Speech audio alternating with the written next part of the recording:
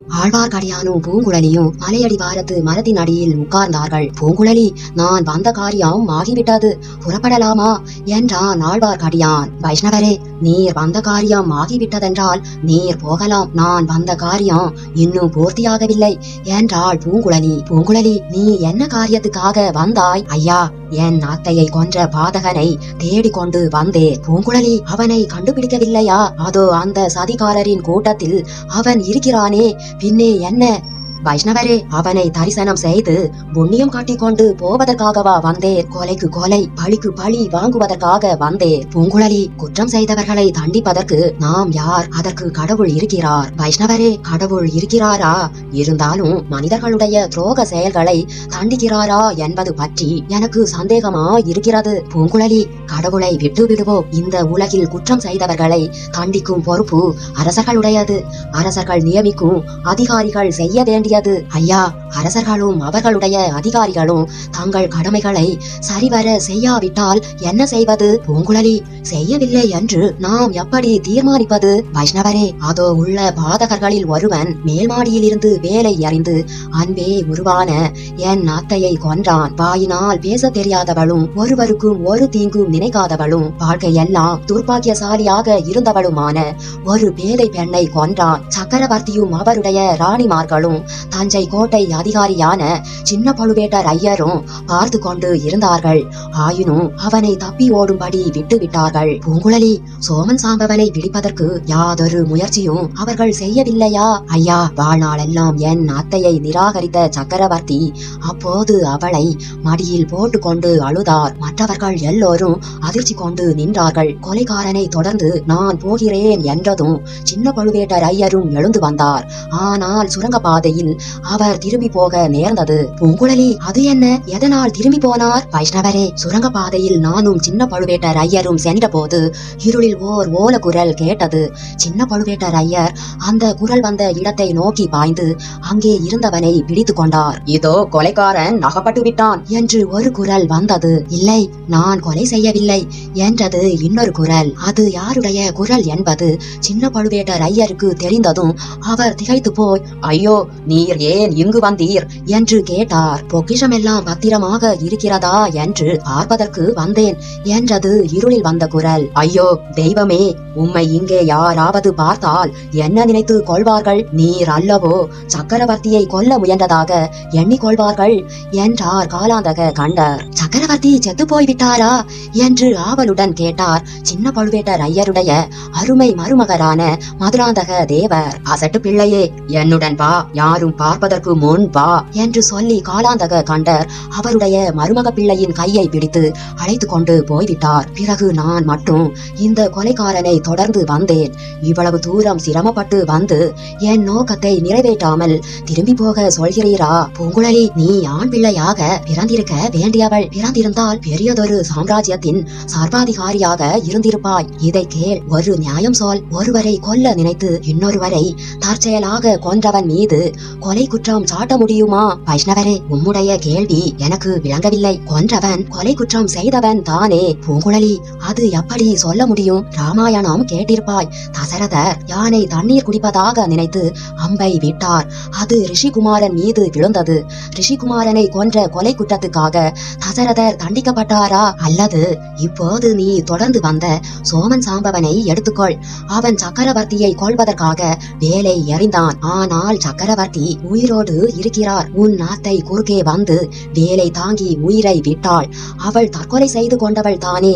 பின் சோமன் சாம்பவன் மீது கொலை குற்றம் எப்படி சேரும்? வைஷ்ணவரே, உம்முடைய நீதிமுறை அதிசயமா இருக்கிறது. பூங்குழலி, என்னுடைய நீதி மட்டும் குறையல்ல.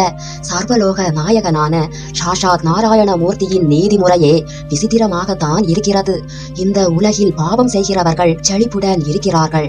நல்லவர்கள் கஷ்டப்பட்டு உயிரை விடுகிறார்கள்.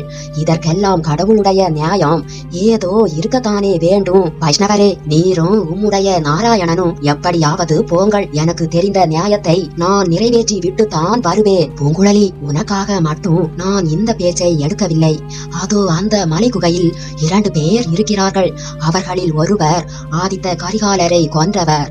ஆனால் கரிகாலரை கொல்ல வேண்டும் என்று நினைத்து கொல்லவில்லை. வேறொருவரை கொல்ல நினைத்து எறிந்த கத்தி இளவரசரின் மீது விழுந்து அவரை கொன்றுவிட்டது. அவரை கொலைக்காரர் என்று சொல்ல முடியுமா? வைஷ்ணவரே, என் மூளையை குழப்ப வேண்டாம்.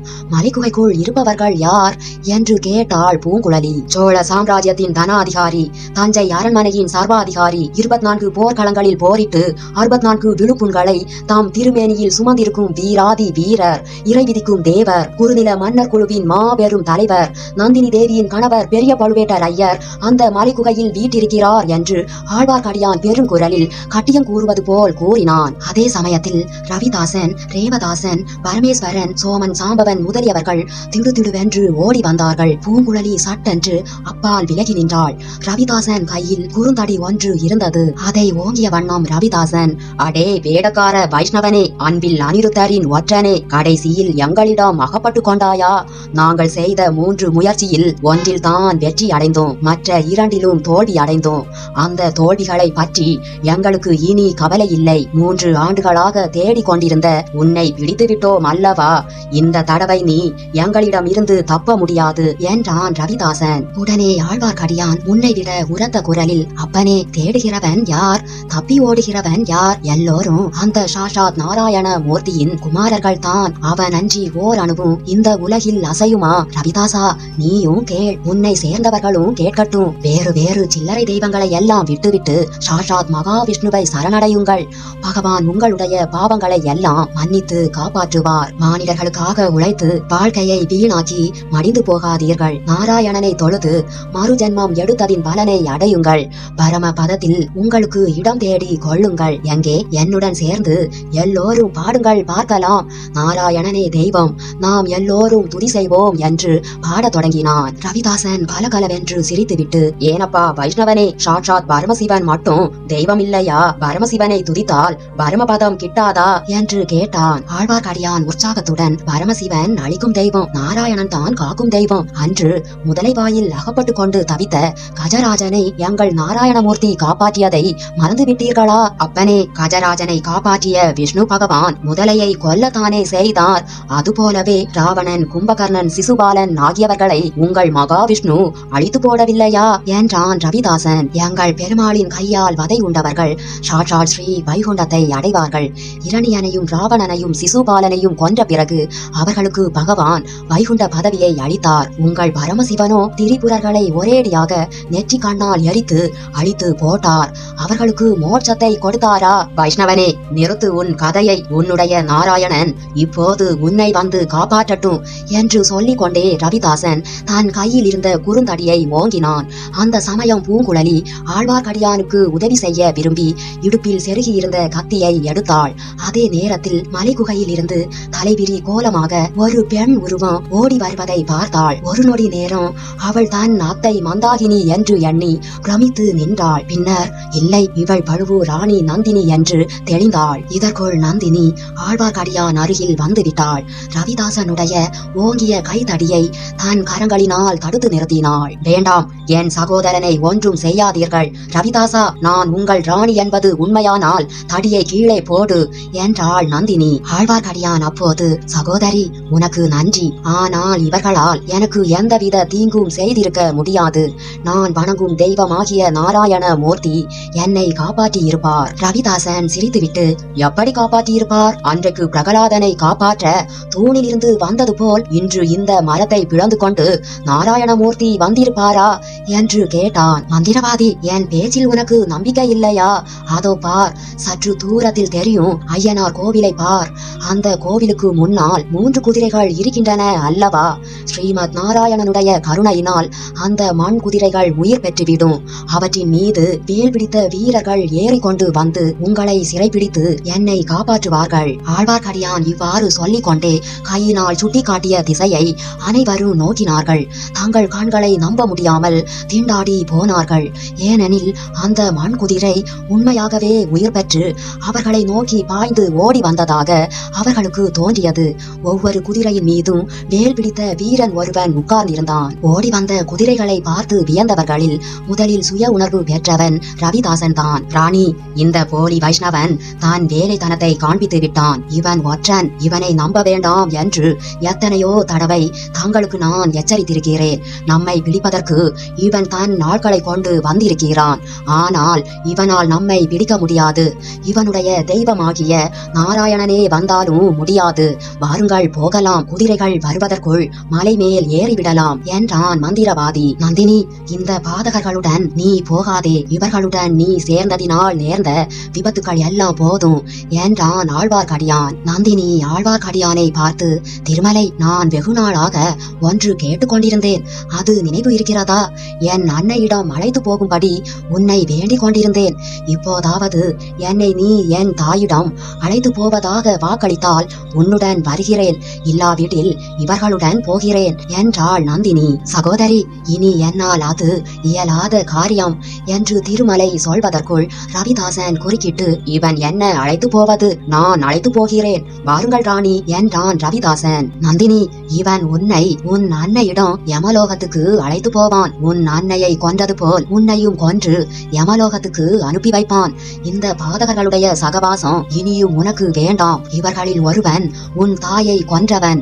மந்திரவாதியின் முகத்தை பார், கொலைகாரன் என்று எழுதியிருக்கிறது என்று சொன்னான் ஆழ்வார்க்கடியான். ரவிதாசன் முகத்தில் கொந்தளித்த கோபத்துடன், போய், இவன் சொல்வது போய் என்று கத்தினான். சற்று முன் சாந்தம் குடிக்கொண்டிருந்த நந்தினியின் கண்களில் வெறியின் அறிகுறி காணப்பட்டது. திருமலை, இது உண்மையா?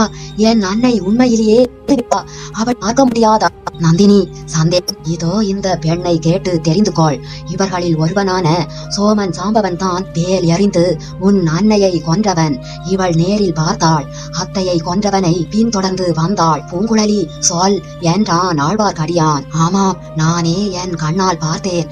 என் அத்தையை கொன்றவனை பழிவாங்கவே இங்கு வந்தேன் என்றாள் பூங்குழலி. நந்தினி பைத்தியம் பிடித்தவள் போல் வெறி கொண்ட சிரிப்பு சிரித்தாள். பழிவாங்க வந்தாயா? நான் ஒருத்தி பழி வாங்கிய லட்சணம் போதாதா என்று சொல்லிவிட்டு ரவிதாசனை பார்த்து, துரோகி, இப்படியா செய்தாய் என்று கேட்டாள். ராணி, நீங்கள் நினைப்பது தவறு. நான் ஒரு துரோகமும் செய்யவில்லை. சோமன் சாம்பவன் சக்கரவர்த்தியின் மீது வேலை எறிந்தான். அந்த ஊமை பைத்தியக்காரி குறுக்கே விழுந்து செத்தாள். அவள் தலை விதி. இப்போது நீங்கள் என்ன சொல்கிறீர்கள்? எங்களுடன் வரப்போகிறீர்களா இல்லையா? அதோ குதிரைகள் நெருங்கி வந்துவிட்டன. அவனுடைய வார்த்தைகளை நந்தினி காதில் வாங்கி கொண்டதாக தோன்றவில்லை. திடீரென்று கீழே உட்கார்ந்து கொண்டாள். 2 கண்களையும் 2 கரங்களால் பொத்தி கொண்டாள். அவள் உடம்பெல்லாம் குலுங்கும்படி விம்மி விம்மி அழுதாள். அழுகையுடன் பெரி சிரிப்பும் கலந்து வந்தது. ரவிதாசன் தன் ஆட்களை பார்த்து, ஓடுங்கள், ஓடி போய் மலையேறி கொள்ளுங்கள். இனி ராணியை நம்புவதில் பயனில்லை என்றான். எல்லோரும் ஓடினார்கள். வைஷ்ணவனே, இதோ உன் விஷமத்துக்கு கூலி என்று சொல்லி கையில் இருந்த தடியினால் வைஷ்ணவனின் தலையில் ஒரு அடி போட்டுவிட்டு ஓட்டம் எடுத்தான். ஆழ்வார்க்கடியான் நமோ நாராயணா என்று சொல்லி தலையை ஒரு முறை தடவி கொண்டான். ஓடியவர்கள் எல்லோரும் மலை குகைக்குள் நுழைந்தார்கள்.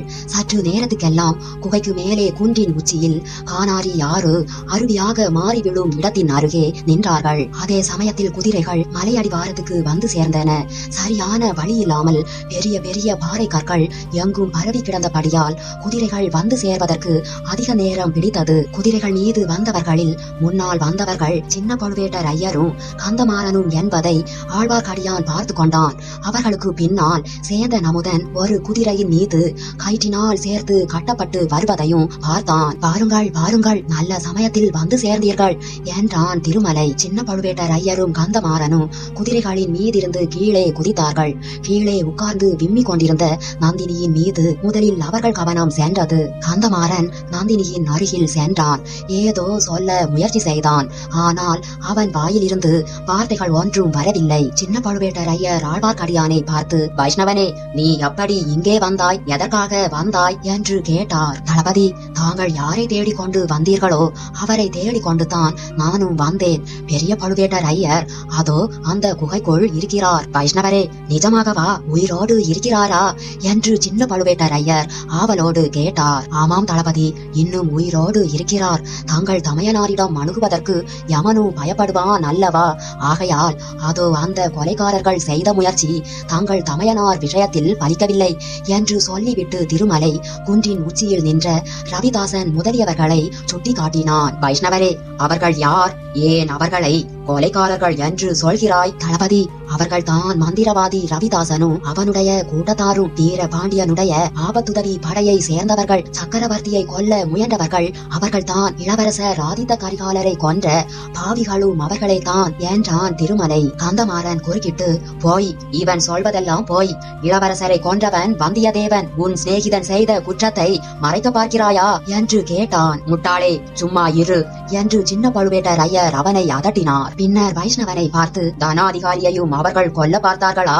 எப்படி தப்பினார் என்று கேட்டார். தளபதி, இதோ உட்கார்ந்து விம்மி கொண்டிருக்கும் பழுவூர் இளையராணியின் உதவியினால் தான் தப்பினார். வைஷ்ணவரே, ஏன் இளையராணி அழுது கொண்டிருக்கிறாள்? தளபதி, அவருடைய அன்னை இறந்துவிட்டாள் என்று கேள்விப்பட்டார். அதனால் அழுகிறார். இதெல்லாம் பிறகு விசாரித்துக் கொள்ள கூடாதா என்றான் திருமலை. ஆம், பெரிய பழுவேட்டரையரை முதலில் பார்க்க வேண்டும். நீ போய் நான் வந்திருப்பதை சொல் என்றார் காலாந்தக கண்டர். சின்ன பழுவேட்டரையருக்கு தன் தமையனாரிடம் உள்ள பயபக்தி அந்த சமயம் கூட சிறிதும் குறையவில்லை. ஆகையால் திடீரென்று அண்ணனை போய் பார்க்க அவர் தயங்கினார். தளபதி, தங்கள் தமையனார் இனி எங்கும் போய்விட மாட்டார். நான் போய் தாங்கள் வந்திருப்பதை சொல்கிறேன். அதோ அந்த கொலைகாரர்களை பிடிக்க தாங்கள் எதுவும் செய்ய போவதில்லையா என்று கேட்டான் திருமலை. சின்ன பழுவேட்டரையர் தாம் நெற்றியை கையினால் அழுத்தி கொண்டு, ஆம், முன்னொரு சமயம் இப்படித்தான் என் புத்தி தவறிவிட்டது. சக்கரவர்த்தியை கொல்ல முயன்றவனை தப்பி ஓடும்படி விட்டுவிட்டேன் என்றார். கோட்டை தளபதி, அவனும் தப்பிவிடவில்லை. அதோ அந்த குன்றின் மேலே தான் இருக்கிறான். உங்கள் ஆட்களுக்கு சீக்கிரம் கட்டளையிடுங்கள். உடனே தளபதி காலாந்தக கண்டர் தம்முடன் வந்த வீரர்களை பார்த்து கட்டளை பிறப்பித்தார். அவர்கள் குதிரைகள் மீதிருந்து இறங்கி கானாரி நதி குன்றின் மீதிருந்து அருவியாக விழும் இடத்துக்கு அருகாமையில் போய் சேர்ந்தார்கள். அவர்கள் அங்கே சேர்ந்ததும் மேலே இருந்து பெரிய பெரிய உருண்டை கற்கள் கீழே விழ ஆரம்பித்தன. வீரர்கள் அந்த கற்கள் தங்கள் தலையில் விழாமல் தப்புவதற்காக அங்கும் இங்கும் அவசரமாக நகர்ந்தார்கள். இரண்டொருவர் அந்த கற்களினால் தாக்கப்பட்டு கீழே விழுந்தார்கள். வைஷ்ணவரே, அவர்கள் எப்படி மேலே ஏறினார்கள் தெரியுமா என்று கேட்டார் சின்ன பழுவேட்டரையர். ஐயா, குகைக்குள் புகுந்து ஏறினார்கள். குகையில் ரகசிய வழி இருப்பதாக தோன்றுகிறது. வாருங்கள், போய் பார்க்கலாம் என்று ஆழ்வார்க்கடியான் முதலில் சென்றான். காலாந்தக கண்டரும் கந்தமாறனும் பின்தொடர்ந்தார்கள். குகைக்குள்ளே இருந்து ஒரு நெடிய கம்பீரமான உருவம் தட்டு தடுமாறி தள்ளாடி கொண்டு குகை வாசலின் அருகே நின்று கொண்டு தன்னை நெருங்கி வருகிறவர்களை உற்று பார்த்தது. தமையனாரை அடையாளம் கண்டு கொள்ள தம்பிக்கு சிறிது நேரம் பிடித்தது. உடம்பெல்லாம் காயங்களுடன்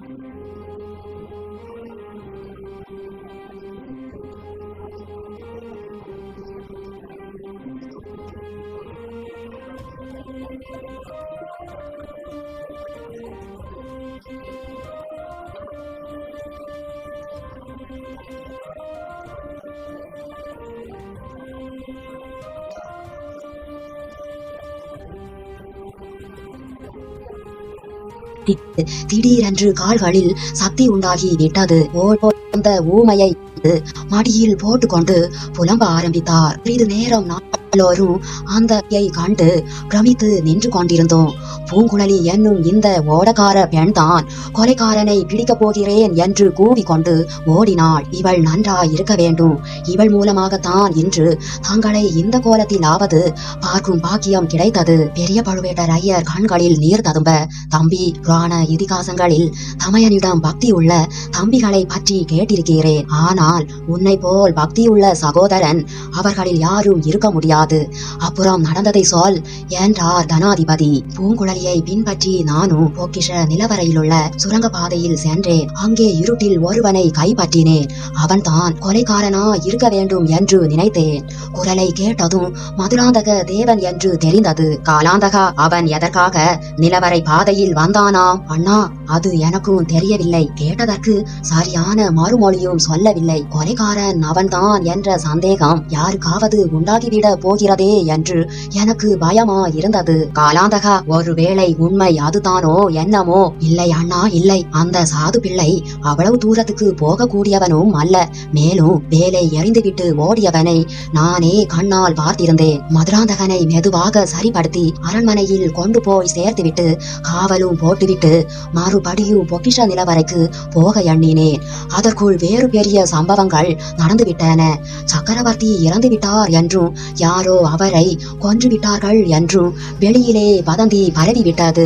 உடனே கொடும்பாளூர் வேளார் அவருடைய படை வீரர்களை கோட்டையை தாக்கும்படி கட்டளையிட்டு விட்டாராம். வேளிர் படையுடன் கைகோளார் படையும் வந்து சேர்ந்து கொண்டிருந்தது.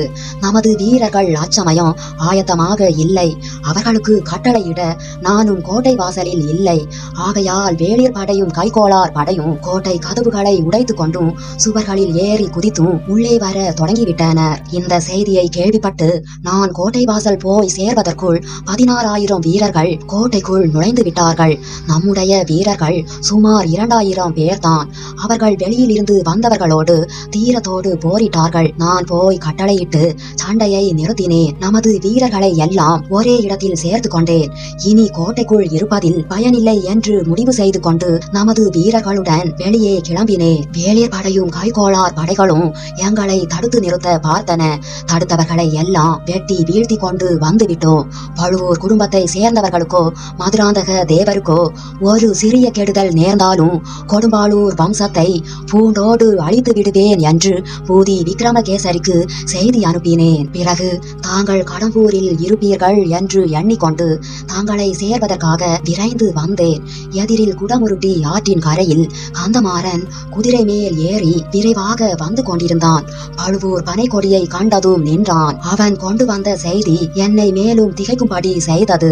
தாங்கள் கடம்பூரில் இருந்து தஞ்சைக்கு கிளம்பி சில நாட்கள் ஆயினவென்றும் தங்களுக்கு பெரிய சம்புவரையர் செய்தி அனுப்பி இருப்பதாகவும் கூறினான். தாங்கள் தஞ்சைக்கு வந்து சேரவே இல்லை என்று தெரிந்ததும் அவனும் திகைத்து போய்விட்டான். பிறகு சம்புவரையர் என்னத்தான் செய்தி சொல்லி அனுப்பினார் என்று கேட்டேன். இளவரசர் கரிகாலர் இறந்துவிட்டார் என்றும் அவரை வந்தியத்தேவன் கொன்றுவிட்டான் என்றும் ஆகையால் மதுராந்தக தேவரை சிம்மாசனத்தில் அமர்த்த இதுதான் தக்க சமயம் என்றும் அதற்கு வேண்டிய முயற்சிகளை உடனே செய்ய வேண்டும் என்றும் நம்மை சேர்ந்தவர்களுக்கெல்லாம் ஓலை அனுப்பி படை திரட்ட வேண்டும் என்றும் பெரிய சம்புவரையர் சொல்லி அனுப்பினாராம். இது எனக்கு சரியாக பட்டது. தாங்களும் நமது பலத்தை திரட்டும் வேலையில் தான் ஈடுபட்டிருப்பீர்கள் என்றும் சீக்கிரத்தில் வந்து விடுவீர்கள் என்றும் நம்பினேன். நமது பழுவூர் படைகளை மண்ணியாற்றுக்கும் கொள்ளிடத்துக்கும் நடுவில் திருப்புறம்பயம் மேட்டில் கொண்டு போய் நிறுத்தினேன். உடனே சிற்றரசர்கள் அனைவருக்கும் ஓலைகள் எழுத சொல்லி குதிரை தூதுவர்களை விரைந்து போகும்படி அனுப்பினேன். அவர்கள் எல்லோரையும் படைகளை திரட்டி கொண்டு திருப்புறம்பயத்துக்கு கூடிய சீக்கிரம் வந்து சேரும்படி எழுதியிருக்கிறேன். அண்ணா, தங்களுக்கு சிறிதும் கவலை வேண்டாம். கொடும்பாளூர் வேளானையும் திருக்கோவலூர் மலையமானையும் மாறுபடியும் தலையெடுக்க முடியாதபடி அழித்து போட்டு விடுவோம். மதுராந்தக தேவரை சிங்காதனத்தில் ஏற்றி விடுவோம் என்று சின்ன பழுவேட்டரையர் உற்சாகம் ததும்ப வீர கர்ஜனை புரிந்தார். ஆனால் அவருடைய வார்த்தைகள் பெரிய பழுவேட்டரையருக்கு சிறிதும் உற்சாகம் அளித்ததாக தெரியவில்லை. அவருடைய கவனம் திடீரென்று வேறு பக்கம் திரும்பியது. தம்பி, அது யார்? முகத்தில் கையை வைத்துக் கொண்டு விம்மி அழுது கொண்டிருப்பது யார் என்று என்று பெரிய பழுவேட்டர் ஐயர் கேட்டார். அண்ணா, தெரியவில்லையா? அவர்தான் இளையராணி. பாவம், தங்களை காப்பாற்ற முயன்றதில் ரொம்பவும் கஷ்டப்பட்டு போயிருக்கிறார் போலிருக்கிறது. அவரை பற்றி நான் குறை கூறியதை எல்லாம் மன்னித்து விடுங்கள் அண்ணா. மந்திரவாதி ரவிதாசனும் அவனுடைய கூட்டாளிகளும் தங்களை சிறைப்பிடித்துக் கொண்டு வந்தார்கள் என்றும் இளையராணி தான் தங்களை தொடர்ந்து வந்து காப்பாற்றினார் என்றும் அறிகிறேன். அது உண்மைதானா என்றார் காலாந்தக கண்டர். ஆம், இளையராணி தான் என் உயிரை காப்பாற்றினாள். நந்தினி பணிவிடை செய்திருக்காவிட்டால் என்னை நீ உயிரோடு பார்த்திருக்க மாட்டாய். உலகத்துக்கு உண்மை தெரியாமலே போயிருக்கும் என்று கூறினார் பெரிய பழுவேட்டர் ஐயர். அண்ணா, இளையராணியின் ஒப்பற்ற பெருங்குணம் எனக்கே தெரியாமல் போய்விட்டதே. உலகத்துக்கு எப்படி தெரியும் என்றார் காலாந்தக கண்டர். பெரிய பழுவேட்டர் ஐயர் அதை கவனிக்காமல், நந்தினி இன்னும் இங்கிருந்து போகவில்லையா? புகைப்படிகள் வழியாக ஏறி சென்றவர்களோடு அவளும் போயிருப்பாள் என்றல்லவா நினைத்தேன். அண்ணா, தங்களை விட்டுவிட்டு இளையராணி எப்படி போவார் என்றார் சின்ன பழுவேட்டர் ஐயர். அது இருக்கட்டும், நீங்கள் இந்த இடத்துக்கு நாங்கள் வந்திருப்பதை எப்படி கண்டுபிடித்து வந்தீர்கள் என்று பெரியவர் கேட்டார். அண்ணா, திருப்புறம்பாயம் பள்ளிப்படை அருகில் நாங்கள் தங்கி இருந்தோம். கந்தமாறன் கொள்ளிட கரையோரமாக காவல் புரிந்து கொண்டிருந்தான். அங்கே சேந்தன் அமுதன் படகில் ஏற முயன்று கொண்டிருப்பதை பார்த்து அவனை பிடித்து கொண்டு வந்தான். சேந்தன் அமுதன் முன்னொரு தடவை வந்தியத்தேவன் தப்ப உதவி செய்ததற்காக அவனை சில காலம் நான் சிறையில் வைத்திருந்தது தங்களுக்கு நினைவிருக்கும். அவன் மீது கந்தமாறனுக்கு ஏற்கனவே ரொம்ப கோபம். இப்போதும் ஏதோ ஒற்றன் வேலை செய்கிறான் என்று சந்தேகித்து பிடித்து கொண்டு வந்தான். அவனிடம் விசாரித்த போது தங்களை பற்றி தெரிந்தது. அவனுடைய மாமன் மகள் பூங்குழலி யாரோ கொலைகாரனை தொடர்ந்து தனியே சென்றதை கேள்விப்பட்டு இவன் அவளை தேடிக்கொண்டு புறப்பட்டானாம். பூங்குழலி அவனை தன்னுடன் வரக்கூடாது என்று சொல்லி திருப்பி அனுப்பிவிட்டாளாம். ஆயினும் இவன் அவள் அறியாமல் பின்னோடு தொடர்ந்து போனானாம். அப்போது திருப்புறம்பயம் பள்ளிப்படை அருகில் சதிகாரர்கள் சிலர் சேர்ந்து பேசுவதை அவன் ஒளிந்திருந்து கேட்டானாம். அப்போதுதான் தங்களை ரவிதாசன் கூட்டம் சிறைபிடித்து பச்சை மலை அடிவாரத்துக்கு கொண்டு போயிருப்பதாக தெரிந்ததாம். பூங்குழலியும் வைஷ்ணவன் ஆழ்வார்க்கடியானும் பச்சை மலைக்கு போவதை அறிந்து கொண்டு இவனும் அவர்களுக்கு தெரியாமல் பின்தொடர முயற்சித்தானாம். இதையெல்லாம் கேட்டதும் நானும் கந்தமாறனும் 50 வீரர்களை அழைத்து கொண்டு புறப்பட்டோம். சேந்தன் அமுதன் தானும் வருவதாக பிடிவாதம் பிடித்தான். அதுவும் நல்லதுதான் என்று அவனை ஒரு குதிரை மேல் கட்டி போட்டு அழைத்து வந்தோம். வந்தது நல்லதாய் போய்விட்டது. தங்களை கண்டுபிடித்து விட்டோம். அண்ணா, இனி என்ன கவலை? உடனே புறப்படுங்கள். தங்களுக்கு யாதொரு சிரமமும் ஏற்படாமல் ஆட்களை கொண்டு தூக்கி போக ஏற்பாடு செய்கிறேன்.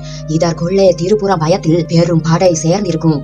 தஞ்சாவூர் கோட்டையை ஒரு ஜாம நேரத்தில் திரும்ப கைப்பற்றி விடலாம் என்று கூறினார் சின்ன பழுவேட்டர் ஐயர். ஆமாம், தஞ்சாவூருக்கு உடனே போக வேண்டியது தான் என்று சொல்லிக் கொண்டே பெரிய பழுவேட்டர் ஐயர் எழுந்து நின்றார். நந்தினி தேவி உட்கார்ந்திருந்த இடத்தை நோக்கி மெல்ல மெல்ல நடந்தார். அத்தனை நேரமும் ஒரு பாறை கல்லின் மீது உட்கார்ந்து திம்மி அழுது கொண்டிருந்த நந்தினி பெரிய பழுவேட்டர் ஐயர் தொண்டையை கனைத்த கர்ஜனையை கேட்டு திடீரென்று எழுந்து நின்றாள். வெறி கொண்ட கண்களால் சுற்றும் முற்றும் பார்த்தாள். அவளுக்கு மிக்க அருகாமையில் நின்ற ஆழ்வார்க்கடியான் மெதுவான குரலில், நந்தினி, இப்போதாவது உன் சம்மதத்தை சொல்.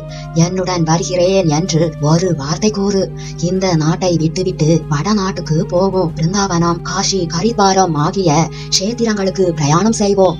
ஸ்ரீமத் நாராயணனுடைய திருநாமத்தை சொல்லிக் கொண்டு ஆழ்வார்களுடைய பாசுரங்களை பாடிக்கொண்டு நம்முடைய வாழ்க்கையை ஆனந்தமாக கழிப்போம். நான் என் அரசாங்க வேலையை விட்டுவிட்டு உன்னுடன் வருவதற்கு ஆயத்தமா இருக்கிறேன். நந்தினி கண்களில் நீர் ததும்ப அவனை நோக்கி, திருமலை, உனக்கு நான் இத்தனை துரோகம் செய்தும் நீ என்னிடம் வைத்த அபிமானம் மாறவில்லை. உனக்கு நீ வணங்கும் நாராயணன் அருள் புரிவார் என்றாள் நந்தினி. அதே சமயத்தில் பூங்குழலி சேந்தன் அமுதனிடம், அதோ பழுவூர் இளையராணியை பார், என் அத்தையை போலவே தோன்றுகிறாள் அல்லவா என்று கேட்டாள். பூங்குழலி தலையை விரித்து போட்டுக்கொண்டால் தத்ரூபமாக உன் அத்தை மாதிரியே இருக்கிறது என்றான் சேந்தன் அமுதன். அமுதா, இனிமேல் என் அத்தை இவள்தான். அத்தையிடம் இத்தனை நாள் வைத்திருந்த அன்பை இனி பழுவூர் இளையராணியிடம் வைப்பேன். பூங்குழலி, என்னையும் சேர்த்துக்கொள் என்றான் அமுதன். பெரிய பழுவேட்டர் ஐயர் இதற்குள் நந்தினி நின்ற இடத்துக்கு அருகே வந்து விட்டார். அதை கண்ட நந்தினி அவருக்கு முன்னால் பூமியில் விழுந்து வணங்கினாள். அவருடைய பாதங்களை தொட்டு கண்களில் ஒத்தி கொண்டாள். பூமியில் இருந்து எழுந்ததும் நந்தினி பெரிய பழுவேட்டர் ஐயரை ஒரு முறை பார்த்துவிட்டு சட்டென்று திரும்பினாள். சற்று தூரத்தில் சின்ன பழுவேட்டர் ஐயர் முதலியோர் கொண்டு வந்து நிறுத்தியிருந்த குதிரைகள் மீது அவள் பார்வை விழுந்தது. அவை நின்ற இடத்தை நோக்கி மிக விரைவாக ஓடினாள். எல்லாவற்றுக்கும் முன்னால் நின்ற